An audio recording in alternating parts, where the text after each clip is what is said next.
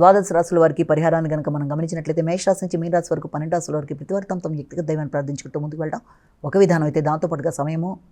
ఆసక్తి అన్నీ ఉన్నట్లయితే తప్పనిసరిగా ఈ రోజున దత్తాత్రేయుడికి సంబంధించిన శ్లోకాలు పఠించడంతో పాటు శ్రీదత్త శరణమమ అనే శ్లోకాన్ని పఠించడం బట్టి మీకు జ్ఞానం, అభివృద్ధి, మానసిక ప్రశాంతత, విద్యాపరమైన వృద్ధి అన్నిటికీ అనుకూలంగా ఉంటుంది. కనుక మీ వ్యక్తిగత దైవాన్ని ప్రార్థించుకోవడంతో పాటుగా ఈ రోజున దత్తాత్రేయుడికి సంబంధించిన శ్లోకాలు, దత్తాత్రేయుడికి సంబంధించిన మందిరాలు, అదేవిధంగా శ్రీదత్త శరణమమ చేసుకుంటూ ముందుకు వెళ్ళి విద్యాపరమైన విషయంలో అభివృద్ధి సాధిస్తూ అనుకునే ఫలితాలు పొందడానికి అనుకూలతగా మనం చెప్పొచ్చు. అంతేకాకుండా గోచారీత్యా ఎదురవుతున్న స్వల్ప సమస్యల్ని అధిగమించడానికి మీ వ్యక్తిగత దైవాన్ని ప్రార్థించుకుంటూ ముందుకు వెళ్ళడం ఒక విధానం అయితే, దాంతోపాటుగా ఈరోజు చెప్పిన శ్లోకాలని ఈరోజు వినడం కానీ, చేసుకోవడం కానీ, మందిర సందర్శన కానీ మొదలైనవన్నీ చేసుకోవడం బట్టి ఆధ్యాత్మిక వృద్ధి, దాంతోపాటు మానసిక వృద్ధి, అన్ని విధాలా ఎదురవుతున్న ఆటంకాలని అధిగమించడానికి సరైన అవకాశం, దానివల్ల మీరు ముందుకు వెళ్ళడానికి, విజయం సాధించడానికి, అనుకూలతలు ఏర్పడడానికి అవకాశంగా మనం భావన చేయవచ్చు. నమస్కారం.